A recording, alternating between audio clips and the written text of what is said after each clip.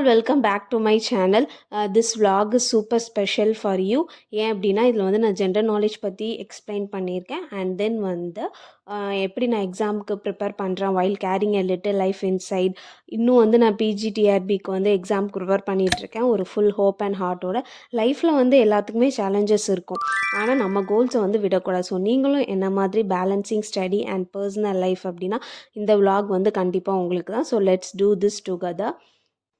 மேஜருக்கு 110 mark இருக்குது, education சைக்காலஜிக்கு 30 இருக்குது. எதுக்கு ஜென்ரல் நாலேஜுக்கு வந்து நம்ம இம்பார்ட்டன்ஸ் கொடுக்கணும்? அதான் நம்ம மேஜர் இருக்கேன், நம்ம மேஜர்லேயே ஸ்கோர் பண்ணால் போதாது அப்படின்னு நிறைய பேர் வந்து நினைப்பீங்க. நானுமே அப்படி நினச்சிருக்கேன். பட் 1 மார்க்கு இருந்தாலும் நமக்கு அந்த 1 மார்க்கும் நமக்கு இம்பார்ட்டன்ட் தான். ஸோ வந்து இதில் டோட்டலாக வந்து 10 யூனிட்ஸ் இருக்குது, 10 மார்க். ஜிகே பொறுத்தளவில் first 5 unit is all about history of India, history of Tamil Nadu, Indian polity, geography, general science. இது காமனாக இருக்க டிஎன்பிசி, எஸ்எஸ்சி இந்த மாதிரி காம்படிட்டிவ் எக்ஸாமில் இருக்கிற காமன் டாபிக்ஸும். ஸோ அந்த புக்கு கூட நம்ம ரெஃபர் பண்ணிக்கலாம். அண்ட் ரீசெண்டாக நம்ம இருக்கிற current affairs, sports, Indian economy, ஆப்டிவேஷன், ஆப்ளிடியூட் அண்ட் ரிசர்ச்சு, ரோபோட்டிக்ஸ், இதெல்லாம் வந்து லாஸ்ட்டு 5 யூனிட்ஸாக அவங்க வந்து சிலபஸ் வந்து ஃப்ரேம் பண்ணியிருக்காங்க. ஸோ டோட்டலாக இதில் 1 யூனிட்டில் 1 மார்க் கூட வரலாம். பட் எப்படி நமக்கு மார்க் அலாட்மெண்ட் இருக்குதுன்னு சொல்லிட்டு I have no idea about it.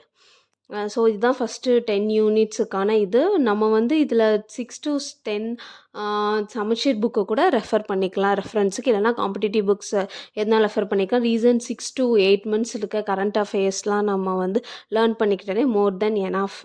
Maximum நம்ம ஸ்கோர் பண்ணால் டெய்லி 10 to 20 minutes ஜிகேக்காக டைம் ஸ்பெண்ட் பண்ணுறது ரொம்ப நல்லது. First thing is to create a study space for you. அதுவே நம்மளை வந்து மோட்டிவேட்டாக வச்சுருக்கு, நம்ம எப்போவும் டயர்டான டேஸில் கூட.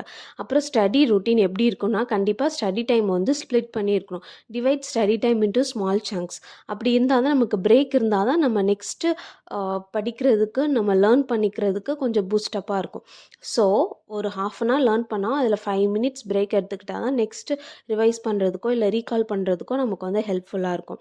மார்னிங் தேரி பேப்பர் படிக்கலாம், ஆஃப்டர்நூன் வந்து போர் அடிக்குது அப்படின்னா இந்த மாதிரி பிஜிடிஆர்பி மோட்டிவேஷன் வீடியோஸ் பார்க்கலாம், இல்லைனா எஜுகேஷன் சைக்காலஜி, ஜிகே மாதிரியான யூடியூப் லெக்சர்ஸ் வாட்ச் பண்ணலாம்.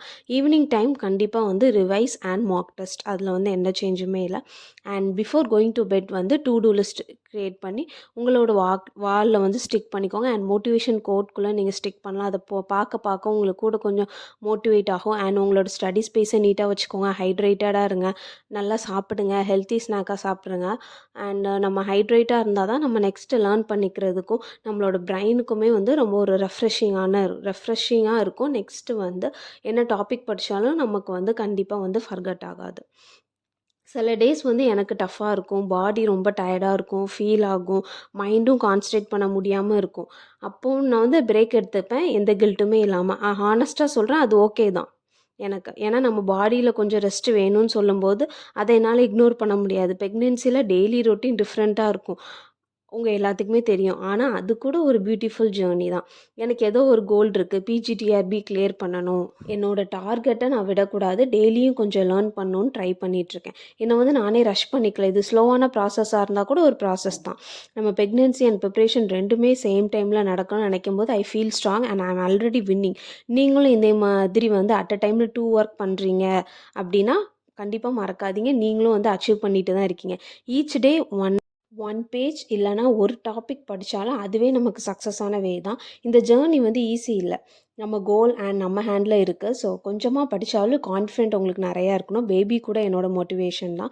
ஸோ நீங்களும் அந்த மாதிரி உங்களுக்கு நிறைய மோட்டிவேட்டட் பர்சன் இருப்பாங்க, அவங்களாம் நீங்கள் நினச்சிட்டு கண்டிப்பாக கான்ஃபிடென்ட்டாக படிங்க. கண்டிப்பாக சக்ஸஸை வந்து ரீச் பண்ணலாம்.